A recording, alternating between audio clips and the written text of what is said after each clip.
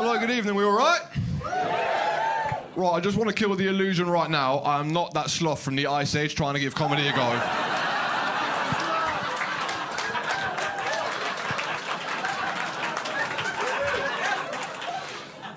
In fact, my name's Miles, I'm 27, I live up here. I know I don't look 27, that's mainly because I refuse and am able to grow any fucking facial hair. Unlike you, sir, that beard is fucking magnanimous. When I have a moustache, I look like I belong on some sort of register and not allowed within 500 feet of any schools. And with a beard, I look like I should be in the woods stalking and hunting you down for my next meal. I'll keep clean shaven because I like to play the game. Some of you look very fucking delicious.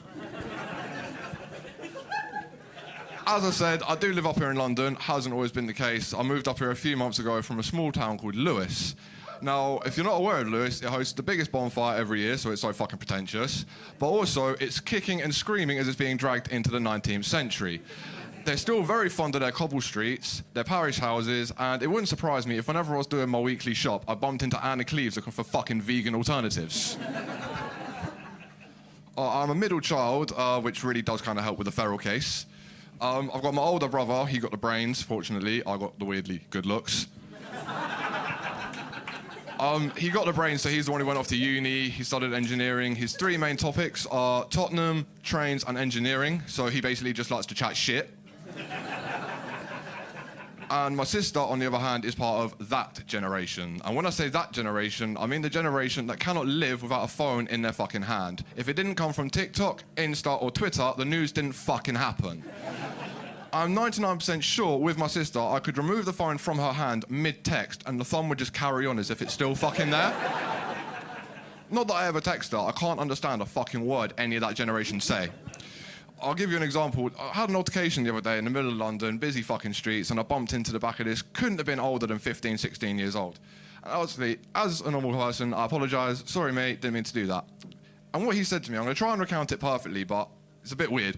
He turned around to me, he was like, yo, brother, skibbity your half, man's gums are bussin', salty, next time wet up. At first...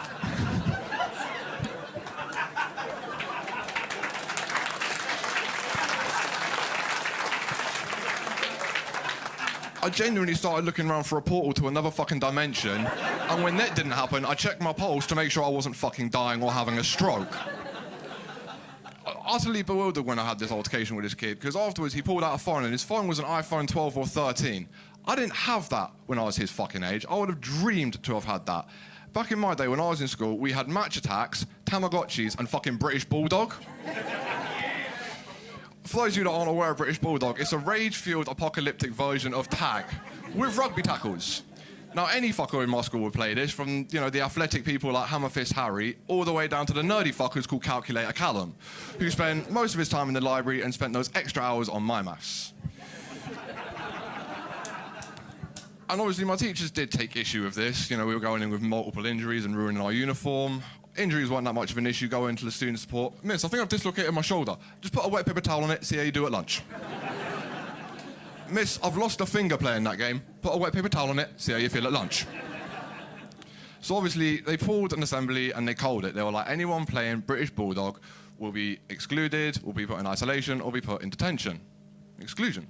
I've got a 1 in 3 chance of going home. Result. So a week or two go by, no one plays this game. Teachers start thinking, we might have won this. We've won. Anyone up for Mexican Mongoose? Same game, different name, same rules. A few weeks go by, another assembly's held. Mexican Mongoose has now been added to that list. But now they've also closed the field. They're like, this will beat them kids. Anyone up for Kenyan Kangaroo on the concrete? With basketball posts as obstacles. This went on for a total of 3 days. When, as a collective, as a year group, we finally thought they might be trying to stop this for a reason.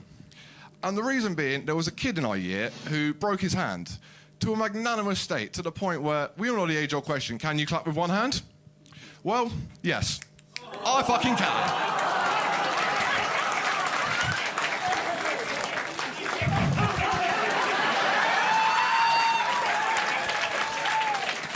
If you'd like to follow me, I'll be leaving shortly after this show. If not, if you'd like to follow me normally, I'm on TikTok, Miles_Carter. Thank you, good night.